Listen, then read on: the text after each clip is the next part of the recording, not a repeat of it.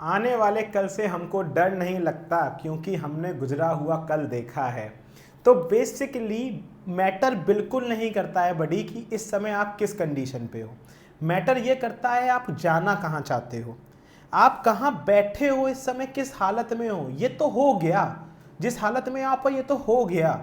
आगे कहाँ जाना चाहते हो मैटर तो वो करता है। ऐसी बीच में एक दिन मैं कुछ देख रहा था या कुछ पढ़ रहा था, वहाँ पे एक लाइन आई थी जो कि बहुत ज़्यादा हिट कर गई थी मेरे को।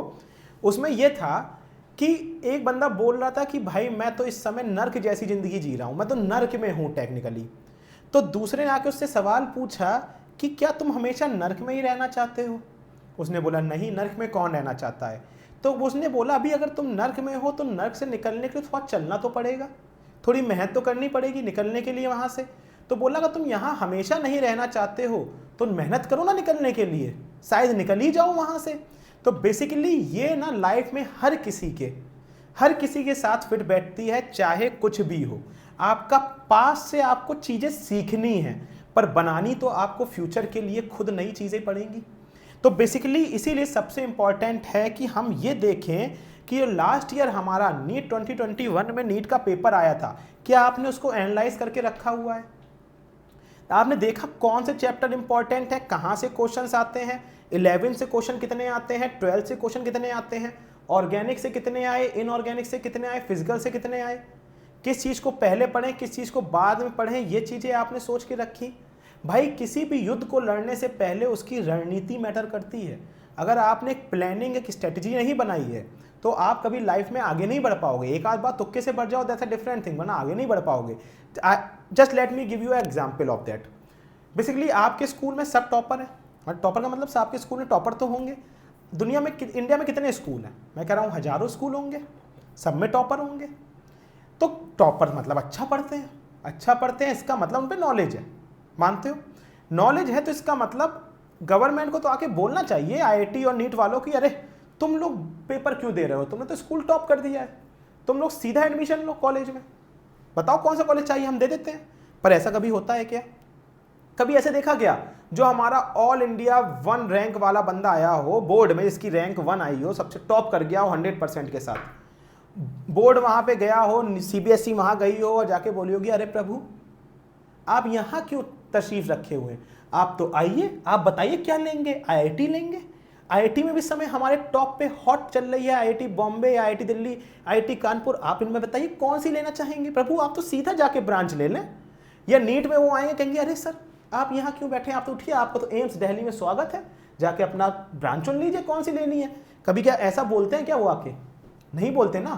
क्यों नहीं बोलते ऐसा आके? कभी आपने ये चीज़ सोची क्यों नहीं बोलते हैं? जबकि तो ऑल इंडिया भाई बोर्ड का टॉपर है, दुनिया इंडिया में सब में सबसे ऊपर आया है वो। नहीं, ऐसा नहीं होता है, क्योंकि वो जानते हैं नॉलेज गेन करना और नॉलेज प्लान करना कैसे गेन की जाती है, कि स्ट्रेटजी, दोनों में डिफरेंस है। बहुत से लोग पढ़ के टॉपर बन जाते हैं, उस पढ़ने को मैं बोल रहा हूं रटना।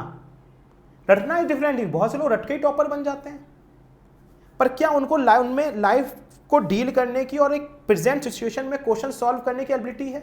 क्वेश्चन हम घुमा दे तो उनमें एबिलिटी है, बोर्ड में सीधा क्वेश्चन आ जाता है, पर कॉम्पिटिटिव में हम घुमा के देते हैं, उनमें क्या वो एबिलिटी है? नहीं, उनमें वो एबिलिटी बहुत कम होती है। इसका मतलब ये नहीं है कि नहीं होती है, होती है पर कम होती है। ये एबिलिटी तब आती है जब आप किसी कॉम्पिटिटिव एग्जाम की तैयारी करते हो, जहां आप ये सीखते हो डिफरेंट सिनेरियोज में डिफरेंट क्वेश्चंस को डिफरेंट प्रेशर में कैसे with a particular time limit कैसे सॉल्व किया जा सकता है। वो चीज कहलाती है आपकी एनालिसिस, स्ट्रेटजी एंड प्लानिंग। और एनालिसिस पहली चीज, स्ट्रेटजी दूसरी चीज और प्लानिंग तीसरी चीज। ये 3 चीजें जब नॉलेज के साथ मिलती हैं तब जाके आप रैंक सिक्योर करते हो अच्छी, जहां पे आपको एक गवर्नमेंट कॉलेज मिलता है। तो प्लानिंग और स्ट्रेटजी आपकी खुद की होती है, ठीक है, हम भी आपको सपोर्ट करते रहते हैं, डिफरेंट चीजें बताते रहते हैं, पर एनालिसिस करना बहुत जरूरी है। तो आज हम एनालिसिस करेंगे कि 2021 के पेपर में क्या चीजें हुई हैं, और मैं ये गारंटी दे रहा हूं 2000 का पेपर, 22 का पेपर भी ऑलमोस्ट सिमिलर आने वाला है 2021 जैसा। मतलब 2022 का जो अपना पेपर आएगा वो ऑलमोस्ट सिमिलर इसलिए होने वाला है क्योंकि 2020-21 कोविड में गया, 2022 में कोविड की वो लहर नहीं आई, पर उसके से स्कूल कोचिंग्स तो बंद रहे। तो गवर्नमेंट कोई ड्रास्टिक चेंज नहीं करने वाली है 2020, 21 और 22 के पेपर में। तो जो पैटर्न 2020 और 21 का था वही 2022 के में भी आएगा।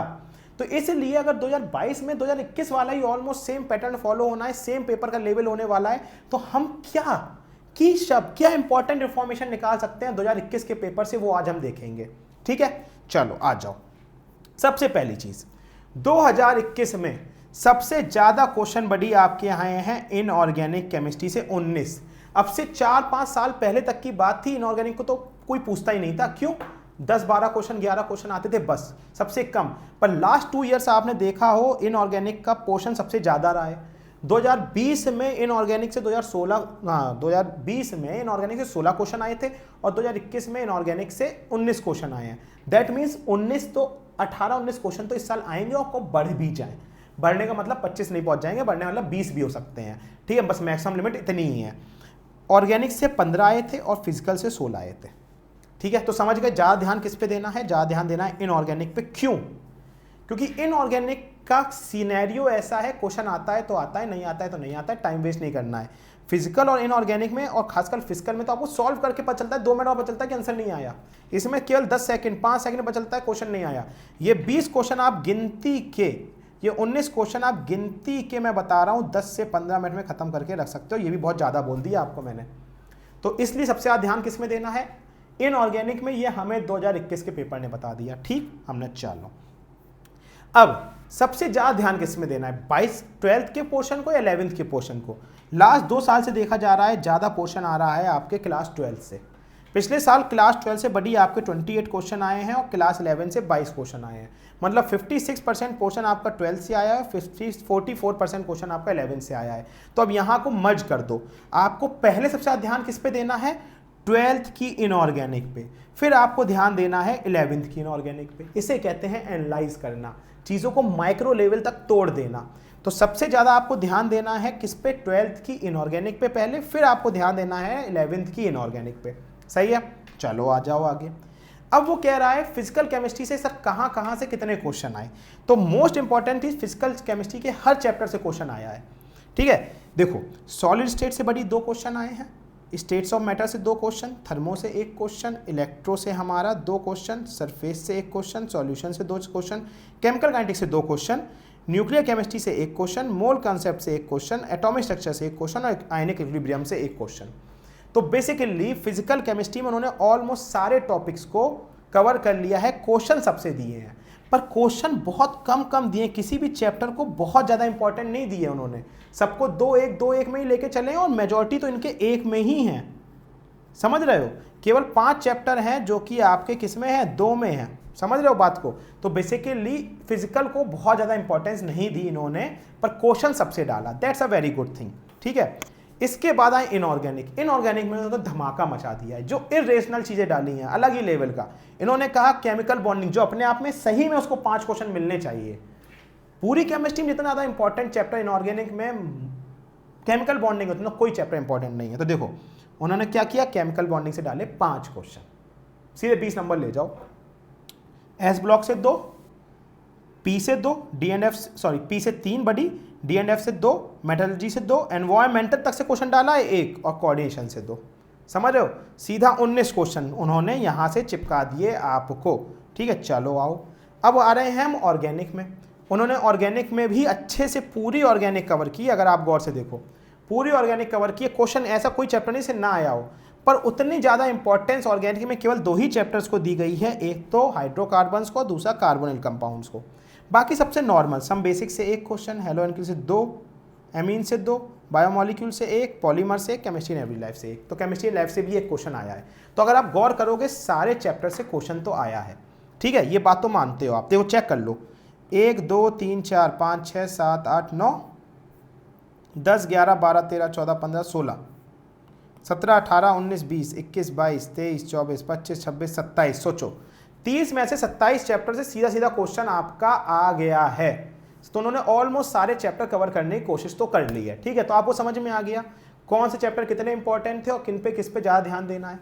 पर अब ओवरऑल अगर आपने पेपर देखा हो तो आप ओवरऑल पेपर से एक समरी या एक पूरा एनालिसिस क्या कर सकते हो, वो भी मैंने आपके लिए यहाँ पे कर दिया है। देखो सबसे पहले जी मैं बोल रहा हूँ, केमिस्ट्री सेक्शन था वो बहुत ही अच्छा बनाया गया, ईजी से मॉडरेट लेवल पे। डिफिकल्ट क्वेश्चन डाले ही नहीं गए 2021 में, और 2022 में भी डिफिकल्ट क्वेश्चंस नहीं डाले जाएंगे। थोड़ा सा मैं जूम कर दूं क्या आपके लिए, ठीक है। तो वही कह रहा है कि 2022 में भी डिफिकल्ट क्वेश्चंस नहीं आने वाले हैं, तो बिल्कुल इजी टू मॉडरेट पेपर बनता है। तो इसीलिए मैंने एक वीडियो स्ट्रेटजी वीडियो आपको समझाया भी है कि पेपर की क्वेश्चन करते समय क्वेश्चन की टैगिंग इंपॉर्टेंट है कि क्वेश्चन इजी है डिफिकल्ट है, क्योंकि डिफिकल्ट क्वेश्चन करने ही नहीं है, आते ही नहीं है, तो क्यों करने हैं। प्लस वहां से आपका डिफिकल्ट क्वेश्चन से आपका मोरल भी डाउन होता है, क्यों मोरल डाउन होने दे भैया, तो डिफिकल्ट क्वेश्चन करने ही नहीं है। Most question appeared on the NCERT facts figure and tables. बहुत सारे क्वेश्चन सीधा एनसीईआरटी के फैक्ट्स फिगर और टेबल से उठा के रख दिए गए, तो सोच लो एनसीईआरटी कितने इंपॉर्टेंट है। Around 19 questions appeared from the inorganic chemistry section. 19 question बड़ी आ गए इनऑर्गेनिक से, जो कि हमने पीछे देख लिया। Any student who has well versed with NCERT could comfortably crack this section as most questions were based from the NCERT only.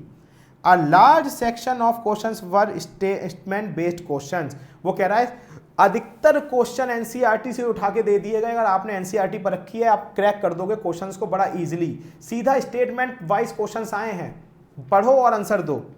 A good number of questions were numerical based. Inorganic के जितने questions आए हैं वो mostly physical chemistry, sorry inorganic निकल गया, physical chemistry जितने भी questions आए हैं बड़ी, वो सारे के सारे आपके न्यूमेरिकल बेस्ड आए हैं। तो मतलब आपको यहाँ समझ में आना चाहिए कि फिजिकल की थ्योरी कम इंपॉर्टेंट है, न्यूमेरिकल्स ज़्यादा इंपॉर्टेंट है।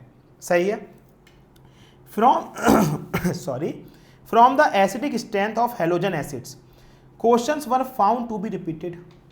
कई साल से और पेपर में लगातार ये टॉपिक हॉट टॉपिक बना हुआ है, कौन सा, acid strength of halogen acids, जिससे क्वेश्चन रिपीटेटिवली आ रहे हैं और बार बार आ रहे हैं। तो आप समझ लो आपको ये तो करना ही पड़ेगा। While 5 questions were matrix match type, 3 questions were graphical. ठीक है, 5 मैट्रिक्स टाइप थे, 3 ग्राफिकल्स भी थे।